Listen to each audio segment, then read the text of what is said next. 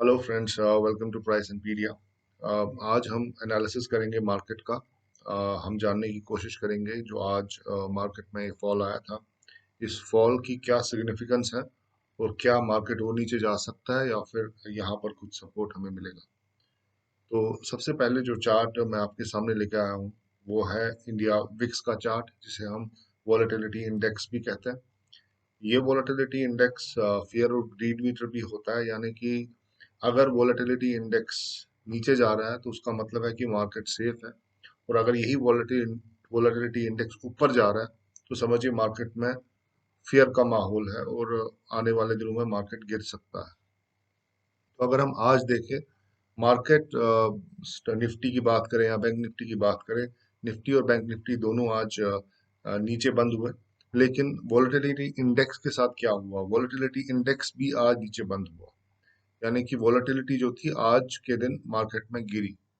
तो ये एक काफी पॉजिटिव साइन है कि वॉलेटिलिटी इंक्रीज नहीं हुई, मार्केट गिरा लेकिन वॉलेटिलिटी इंक्रीज नहीं हुई।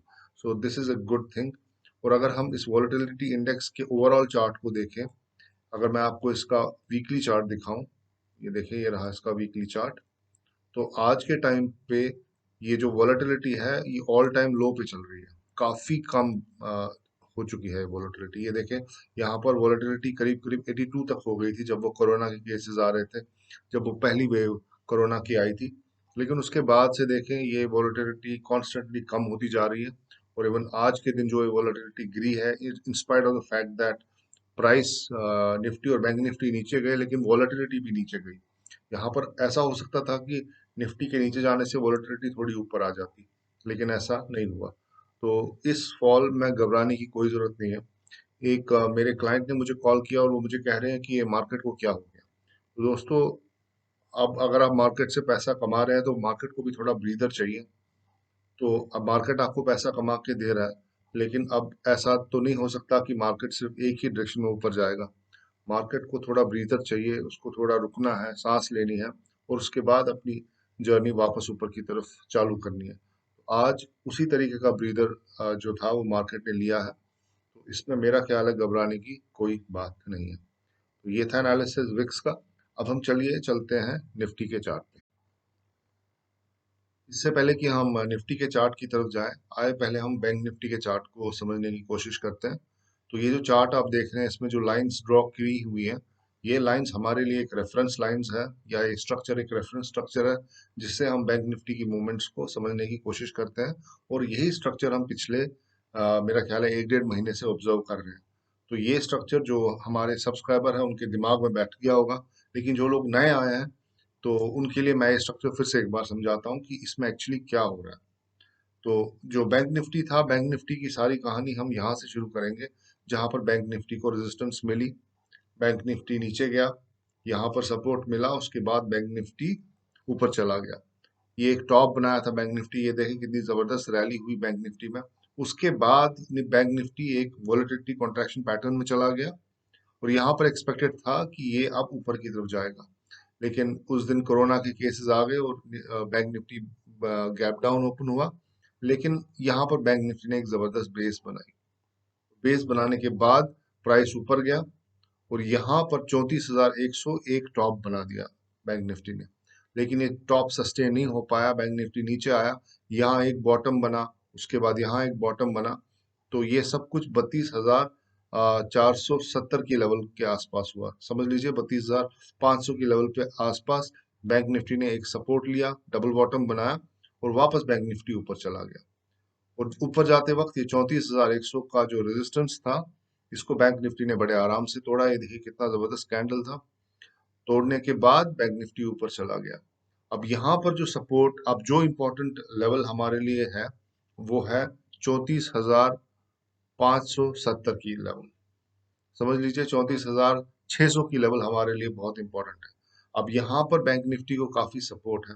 अब बैंक निफ्टी यहाँ से काफी दिनों तक ऊपर चला गया, अब बैंक निफ्टी वापस इन्हीं लेवल्स को रीटेस्ट कर रहा है। तो ये 34,600 की लेवल जो है ये एक रीटेस्ट लेवल है। तो बैंक निफ्टी पिछले 3 4 दिन से वही लेवल को रिटेस्ट कर रहा था।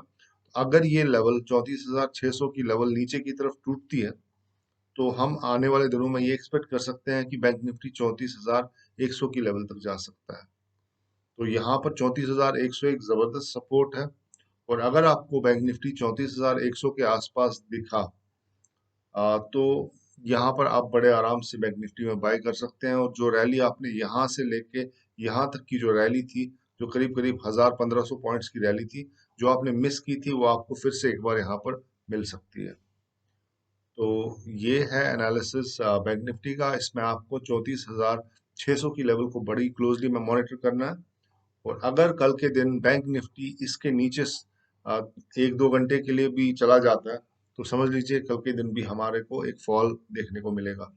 लेकिन अगर कल बैंक निफ्टी इसके नीचे जाने के बाद वापस ऊपर आता है और 34,600 के ऊपर क्लोज होने में कामयाब होता है, तो वहां पर एक बाई पोजीशन बनाई जा सकती है। तो या तो आप बाई पोजीशन 34,600 के आसपास बनाएंगे, या तो फिर आप बाई पोजीशन तब बनाएंगे जब बैंक निफ्टी 34,100 की लेवल्स पे आएगा।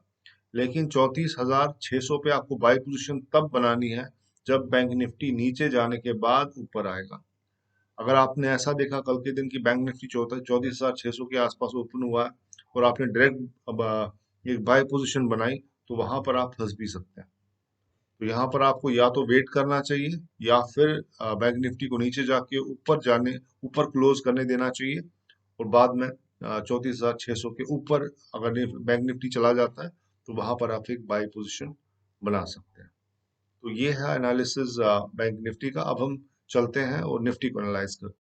हाँ, तो दोस्तों अब हम निफ्टी को एनालाइज करने की कोशिश करते हैं। तो ये जो आप स्ट्रक्चर देख रहे हैं, ये हमारा रेफरेंस स्ट्रक्चर है, बिल्कुल उसी तरीके से जिस तरीके से बैंक निफ्टी पे हमारा रेफरेंस स्ट्रक्चर था। कुछ लाइनें हमने बनाई थी, उसी तरीके से हमने यहाँ पर कुछ लाइनें बनाई हैं। और यही लाइनें हम पिछले एक डेढ़ महीने से ऑब्जर्व कर रहे हैं, बल्कि 2 महीने से हम यही लाइन्स ऑब्जर्व कर रहे हैं। इन्हीं लाइनों की मदद से हम निफ्टी के स्ट्रक्चर को समझने की कोशिश करते हैं। तो अब जो लोग नए जुड़े हैं उनके लिए मैं फिर से एक बार बताऊं कि निफ्टी ने पहले यहाँ पर एक टॉप बनाया, उसके बाद यहाँ पर एक टॉप बनाया, 2 बार यहाँ पर रेजिस्टेंस मिली और प्राइस नीचे चला गया। उसके बाद नेक्स्ट इंपॉर्टेंट टॉप जो था वो ये था। यहाँ पर एक बार निफ्टी ने इसको टेस्ट करने की कोशिश की, फेल हुआ। दूसरी बार यहाँ टेस्ट करने की कोशिश की, फेल हुआ। तीसरी बार यहाँ पर टेस्ट करने की कोशिश की, फेल हुआ। ये कौन सी लेवल थी? ये लेवल थी 14,900 की लेवल, जो निफ्टी में एक चैलेंजिंग लेवल बन गई थी। और यहाँ पर आप देखें किस तरीके से वॉलेटिलिटी कॉन्ट्रैक्ट हुई और निफ्टी ने इस 14,900 की लेवल को ऊपर की तरफ गैप अप ओपनिंग के साथ तोड़ दिया। बाद में वापस नीचे आके इसको रिटेस्ट किया और फिर बाद में निफ्टी ऊपर चला गया। उसके बाद निफ्टी को जो रेजिस्टेंस मिल रही थी वो 15,360 के आसपास मिल रही थी, जो इससे पहले भी टॉप रह चुका था। यानी कि 15,360 जो था वो ऑल टाइम हाई था निफ्टी का। तो यहाँ पर रेजिस्टेंस मिली, लेकिन इस रेजिस्टेंस को निफ्टी ने ऊपर की तरफ तोड़ा और निफ्टी ऊपर चला गया। अब आप देखें यहाँ पर ये जो कैंडल हमें मिली, ये कैंडल एक जो भी बिग फिशेस आप कहें उनको, या फिर बड़े इन्वेस्टर्स कहें, या फिर बड़े लोग कहें जो लोग हेवी बाइंग करते हैं, ये उन लोगों की कैंडल है। तो बड़े कैंडल को एक चार्ट पे कभी भी इग्नोर नहीं करना चाहिए। ये उनके फुटप्रिंट्स होते हैं जो हमें काफी कुछ बताते हैं। तो यहाँ पर अगर मैं इसको थोड़ा और ऐसे कर लूँ, थोड़ा एक सेकंड है, इसको मैं थोड़ा रब कर लेता हूँ। हाँ जी। तो ये जो आप कैंडल देख रहे हैं, ये एक इम्पॉर्टेंट कैंडल है। इस कैंडल का जो टॉप है, that is important for us now. अभी जो निफ्टी ने ये कैंडल देने के बाद निफ्टी पूरी रेंज बाउंड हो गई थी। यहाँ पर आप देखिए जो भी कैंडल्स बन रहे थे उनका स्प्रेड काफी कम कम था, और निफ्टी कुछ खास मूवमेंट नहीं दे रही थी। तो उसके बाद हमने क्या देखा कि निफ्टी ने आज के दिन एक बड़ा रेड कैंडल बनाया है, लेकिन निफ्टी इस कैंडल के हाई के नीचे क्लोज नहीं हुई। तो जब तक निफ्टी इस कैंडल के, यानी कि 15,590, 15,600 यहाँ पर क्रिटिकल लेवल है, जब तक निफ्टी 15,600 की लेवल को रेस्पेक्ट कर रही है, तो हम ये समझ सकते हैं कि निफ्टी में अभी डाउन साइड नहीं है। लेकिन अगर ये 15,600 की लेवल टूट जाती है, तो हम एक्सपेक्ट कर सकते हैं कि निफ्टी एक बार फिर से 15,360 या 15,400 तक आराम से जा सकता है। तो इन केस कल के दिन आपने ये देखा कि निफ्टी 15,600 की लेवल को तोड़ के नीचे जा रहा है, तो वहां पर आपको वेट करना होगा कि अगर निफ्टी 15,600 के ऊपर वापस क्लोज होने में कामयाब हो जाता है तो आप एक बाई पोजीशन बनाएंगे।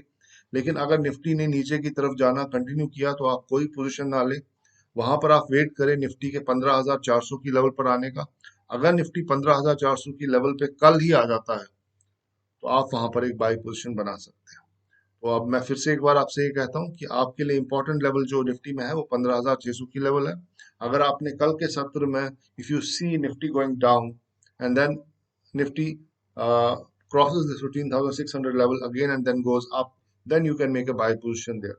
Otherwise, if you see that Nifty is has opened below 15,600 and it's going down, then don't take any position. Let the Nifty come to 15,400 levels so you can take a position there. So once you take a position at 15,400 levels, you can you will have a target of around 300 to 400 points, and that will be a good participation from your side. So this is my analysis of Nifty. Now let's try to understand and see some of the blue chip stocks, if any buying can be done in them. Okay, so let's move on to those blue chip stocks. अब जो blue chip stocks का हम analysis करने वाले हैं उसमें सबसे पहले जो स्टॉक मैं आपके सामने लेके आया हूँ वो है Hindustan Unilever limited. FMCG company का ये स्टॉक है। अगर आप देखें इस स्टॉक ने एक ज़बरदस्त रैली दिखाई यहाँ पर। प्राइस करीब करीब 2100 की लेवल से ऊपर गया और लगभग 2500 की लेवल तक पहुंच गया, जो कि इसका ऑल टाइम हाई था, 52 वीक हाई था। उसके बाद स्टॉक क्या कर रहा है, उसके बाद स्टॉक एक साइडवेज जा रहा है और एक ट्रायंगल फॉर्मेशन यहाँ पर बन रही है और स्टॉक ने बार बार इस सपोर्ट को टेस्ट किया है। ये देखिए यहाँ पर एक बार टेस्ट हुआ, दूसरी बार यहाँ पर टेस्ट हुआ, तीसरी बार यहाँ पर टेस्ट हुआ। अब ऐसा लग रहा है कि सपोर्ट ये प्राइस जो है इस सपोर्ट को फिर से एक बार टेस्ट करेगा यहाँ पर। और जैसे ही ये टेस्ट यहाँ पर होता है तो यहाँ पर आप एक बाई पोजीशन बना सकते हैं और आपका जो स्टॉप लॉस होगा वो ज़्यादा नीचे नहीं होगा क्योंकि ये एक बहुत अच्छा सपोर्ट है। तो यहाँ पर एक बाई पोजीशन बना ले आप, पैटर्न कंप्लीट हो रहा है और उसके बाद जो हमारे टारगेट्स हो सकते हैं वो आने वाले दिनों में करीब करीब 2500 या फिर उससे आगे के भी टारगेट्स हो सकते हैं। तो यहाँ पर एक बहुत ही सेफ एंट्री है जहाँ तक इस स्टॉक का ताल्लुक है। तो आप बड़े आराम से यहाँ पर हिंदुस्तान यूनिलीवर में एक एंट्री ले सकते हैं आने वाले दिनों में। एक ब्लू चिप स्टॉक है, काफ़ी अच्छा स्टॉक है, तो काफ़ी सेफ एंट्री होगी यहाँ पर।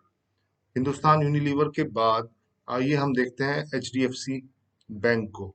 इससे पहले कि हम एचडीएफसी बैंक को देखें, मैं इन डॉट्स को थोड़ा ठीक कर देता हूँ, चार्ट को भी थोड़ा आपके लिए अच्छा कर देता हूँ। ये देखें,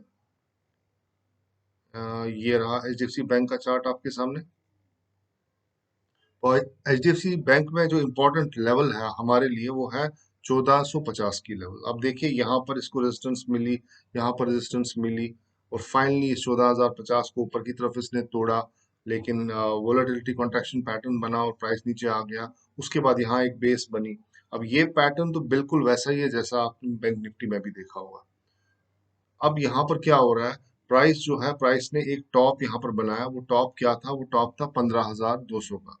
उसके बाद प्राइस यहाँ पर सस्टेन नहीं कर पाया और प्राइस नीचे आ रहा है। अब आपको यहाँ पर क्या करना है, पहला तो ये है कि यहाँ पर ये जो लेवल अभी करंट लेवल है 1470 की लेवल जो है, ये एक अच्छा सपोर्ट है एचडीएफसी बैंक के लिए। लेकिन अगर कल एचडीएफसी बैंक इस 1470 के नीचे खुलता है तो समझ लीजिए फिर इस स्टॉक का जो नेक्स्ट स्टॉप होगा वो 1450 होगा। It can come down up to the level of 1450 and I think at 1450 you can make a very safe entry into this stock because we know in the past the this level has been tested many times and this level is very important. So it can be considered just as a retest of these 1450 levels, and from there on, we can be sure that HDFC Bank is going up, and if HDFC Bank goes up, then probably Bank Nifty has to go up and the whole market has to go up. So 1450, if you get this stock at 1450 levels, make an entry into this. You can play it down for say 1 or 2 days and make decent money as far as HDFC Bank is concerned. So the next stock which I would be showing you is ICICI Bank. Let's have a look at ICICI Bank, what's happening in the ICICI Bank chart. So this is the chart. Let me just remove these lines and show you what exactly is happening here.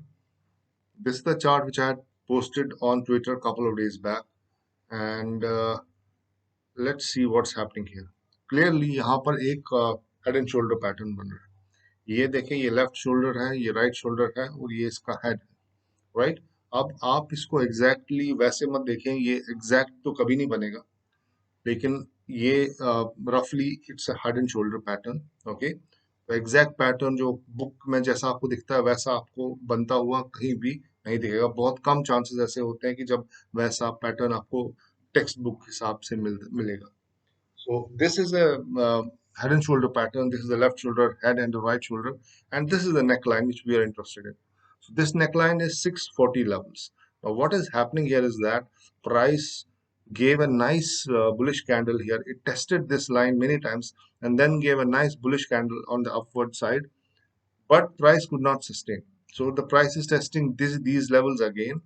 Now what happened today was that price went below this neckline, but the buyers stepped in and they pushed the price higher. So what is happening here is that the 643 level has been breached a little bit, but then the buyers have managed to pull the price up. So for tomorrow, if the price closes above 643 levels, then uh, we can uh, uh, we can have a good and a decent upside in this stock. And if this stock moves up, it will take the bank nifty up, and if it takes the bank nifty up, then the nifty will go up too. So these are the stocks as far as uh, blue chip stocks are concerned. So you can make entry in those stocks, and I've given you those levels. So दोस्तों, ये था analysis market का, जिसमें हमने Nifty, bank Nifty और Vicks को analyse किया, और हमने ब्लू चिप स्टॉक्स को भी एनालाइज किया। लेकिन एक इम्पॉर्टेंट कंपोनेंट इस मार्केट का जो है, हमने अभी तक उसको एनालाइज नहीं किया। वो कंपोनेंट कौन सा है? वो कंपोनेंट है डाउ जोन्स। तो एक्चुअली मुझे डाउ जोन्स सबसे पहले कवर करना चाहिए था, लेकिन I miss that, but then let's not miss it all together. तो देखते हैं बाय डाउ जोन्स आज की डेट में क्या कर रहा है, because this is the most important component. अभी तक जो हमारे मार्केट्स में ट्रिगर था, वो ट्रिगर था रिजल्ट्स का। तो that's the reason markets were going up, because the trigger was coming from the results. अच्छे रिजल्ट्स आ रहे थे एंड ऑल दैट। अब रिजल्ट सीजन ऑलमोस्ट खत्म होने पे पहुंच चुका है। So now what is the trigger for our market? Our markets will get a trigger from Dow Jones, from US markets. So let's try to understand what Dow Jones is doing. So Dow Jones, as you might have seen in my last video also, Dow Jones के लिए जो 34,400 की level है, ये बहुत important है। as long as this level is respected, and it has been respected, इसको काफी देर से तोड़ा नहीं गया। प्राइस बार बार इस यहाँ पर आता है और ऊपर चला जाता है, नीचे आने की कोशिश करता है, बाद में वापस ऊपर चला जाता है। तो 34,400 लेवल जो है, this is a very good support for Dow Jones. So I am expecting in coming days Dow Jones should come out of this consolidation and give a move in the upward direction. और अगर Dow Jones ऊपर चला गया, so it will give a trigger to our markets also, and we also have a very good chance of going up. If you see today's अभी तक Dow Jones तो खैर 24 hours चलता है। अगर आप देखें आज के दिन क्या हुआ, ये नीचे गैप डाउन ओपन हुआ, हल्का सा गैप डाउन ओपन हुआ, उसके बाद नीचे गया, लेकिन वहां बायर्स आ गए और बायर्स ने इसको वापस ऊपर ले लिया। तो यहाँ आप देखिए पिछले 1 2 3 4 5 दिनों से क्या हो रहा है। 5 दिनों से लगातार जो शेडोज है वो नीचे की तरफ ही बन रही है, यानी कि यहाँ पर एक्यूमुलेशन हो रहा है, और आने वाले दिनों में डाउ जोन्स एक ऊपर की तरफ रैली दिखा सकता है, which is a very good sign for our markets also. तो हमने अपने मार्केट्स में देखा कि विक्स जो है काफी नीचे चला गया है, और एट द सेम टाइम आज मार्केट्स नीचे गए लेकिन विक्स ऊपर नहीं आया, which is a positive sign. फिर हमने बैंक निफ्टी को एनालाइज किया। बैंक निफ्टी में हमें हल्का सा डाउन साइड दिख रहा है, और निफ्टी जो है वो कम्प्लीटली डिपेंडेंट है अब बैंक निफ्टी के ऊपर। जब बैंक निफ्टी से निफ्टी को पुश मिलेगा तो निफ्टी भी ऊपर जाएगा। और हमने जो एनालाइज किए ब्लू चिप स्टॉक्स, वहां पर भी हमें एक अच्छा अपसाइड आने वाले दिनों में दिख सकता है। तो ये था एनालिसिस मार्केट का मेरी तरफ से। तो अब दोस्तों, मैं आखिर में आपके साथ अपने वेबिनार के बारे में बात करना चाहता हूँ। अब इस वेबिनार का मकसद क्या है, मैं अब इसको एक डिफरेंट तरीके से आपके सामने पेश करने की कोशिश कर रहा हूँ।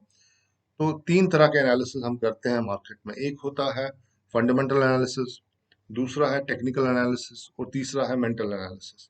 ये तीनों एनालिसिस करने के बाद हम एक स्टॉक को खरीदते हैं। लेकिन यहाँ पर एक गैप है बिटवीन फंडामेंटल एनालिसिस और technical analysis. At the same time there is a gap between technical analysis and mental analysis.